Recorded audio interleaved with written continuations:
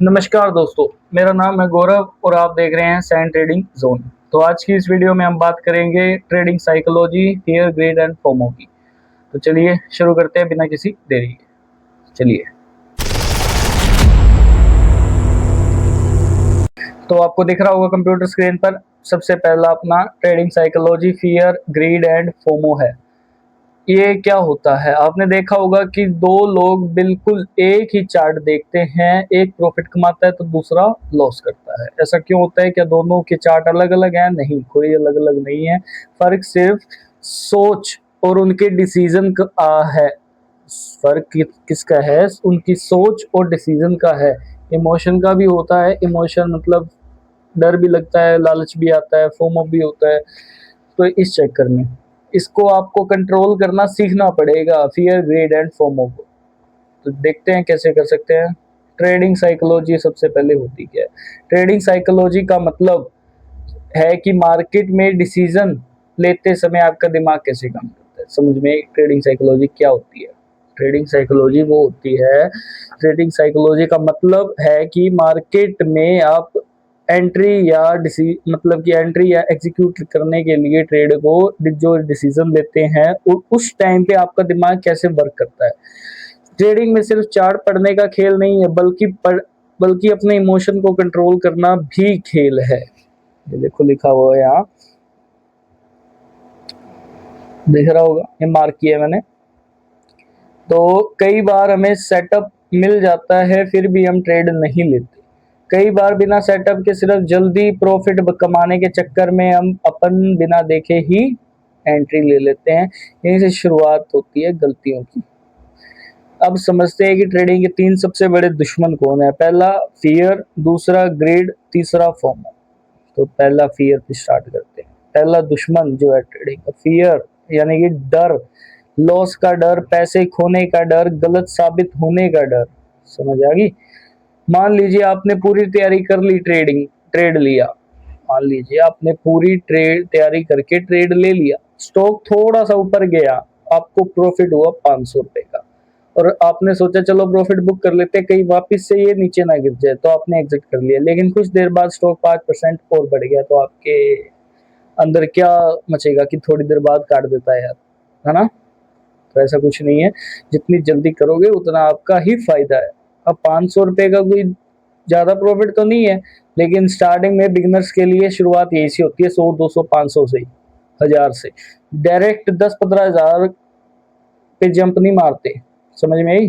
Direct 10, 15 हजार पे jump अपन नहीं मारते। तो देखते हैं दूसरा दुश्मन है ग्रीड, लालच। अब बात करते हैं ग्रीड की। ग्रीड क्या होता है? लालच। लालची लोमड़ी, अंगूर खट्टे हैं, कहानी सुनी होगी। वही है, लालची लोग क्या है कि वो 10, 15 हजार रुपए एक ही ट्रेड में कमाना चाहते हैं, या एक ही दिन में कमाना चाहते हैं, एक ट्रेड में या 10 ट्रेड के अंदर, लेकिन कमा नहीं पाते। क्यों नहीं कमा पाते? लालच। लालच से बचो सबसे पहले। प्रॉफिट दिखने लगता है लेकिन मन कहता है थोड़ा और रुक जाता हूँ। सही बात है। प्रॉफिट आपको दिखने लग जाता है यार 1500 रुपए का, और वो बाप से नीचे आने वाला होता है, लेकिन आप कहते हो थोड़ा सा और रुक जाता हूँ, क्या पता 2000 तक पहुंचे, काट दूंगा। 2000 तक भी वो पहुंच जाता है, फिर भी आप लोग नहीं काट देगा, 25 हो तक काट देता हूँ। मेरे साथ हुआ है ऐसा, मैंने खुद ऐसे किए हैं सिस्टम। तो क्या मिला मेरे को? लॉस मिला है और कुछ नहीं मिला। मार्केट में अगर पैसा कमाना है ना, मार्केट तो पैसों का कुआं है, कितना मर्जी फेंक दो उसके अंदर उतना कम है। बैंक निफ्टी 65 लाख करोड़ की है पूरे दिन की वॉल्यूम, उसका 65 लाख करोड़ की ट्रांजेक्शन घूमती हैं उसकी। अब ट्रांजेक्शन घूमती है तो आप सोच के देखिए कि 65 लाख करोड़ में से 500 रुपए निकालना मुश्किल है। कोई मुश्किल नहीं है ना। इसीलिए यही मैं कहना चाह रहा हूँ, 500 रुपए निकालना कोई बड़ी बात नहीं है।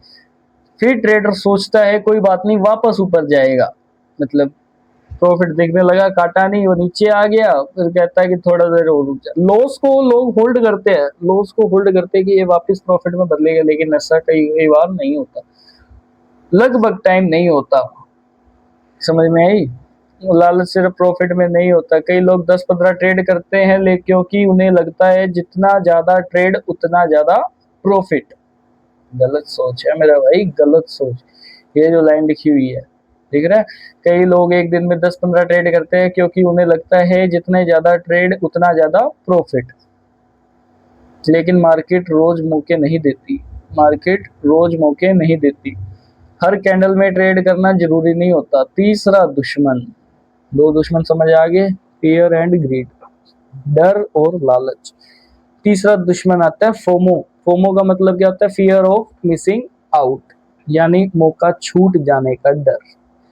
इसका सिंपल भाषा में मैं आपको बताता हूँ। मौका छूट जाने का मतलब क्या होता है?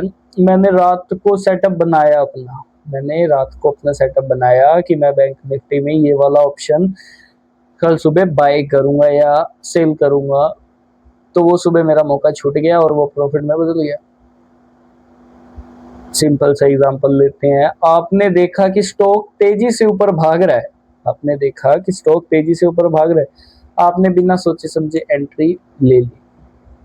दूसरा रीजन बता रहा हूँ, पहला रीजन तो बता दिया कि मौका छूट गया अपने से, मतलब मेरे को ट्रेडिंग आती है, मैंने रात को सब एनालाइज वगैरह करके अपनी स्ट्रेटजीज बना के मुझे लगा कि ये 55,000 वाला option CE call put option मेरे लिए सही है, इसको मैं आगे कल सुबह एग्जीक्यूट करूंगा ट्रेड को, लेकिन ऐसा नहीं हुआ। समझ में आई? अब बिना सोचे समझे एंट्री तो ले ली, अब भुगतना किसको पड़ेगा? आपको ही पकड़ना पड़ेगा। और जैसे ही आपने बाय किया स्टॉक गिरना शुरू हो गया। कितने बंदों के साथ ऐसा हुआ है? सबसे बताना कि जैसे ही आपने ट्रेड ली वो डाउन आनी शुरू हो। गलती आपकी है, मार्केट की नहीं है। मार्केट चल रहा है सही, मार्केट अपने हिसाब से अपने तरीके से चल रहा है, आपने गलती की है बिना सोचे समझे ट्रेड लेकर। समझ में आई? कोई प्रॉफिट का स्क्रीनशॉट डाल देता है तो कोई कहता है अकाउंट डबल कर दिया। किसी पे भी भरोसा मत करो मेरे भैया, किसी पे भी। समझ में आई? ये होता है फोमो।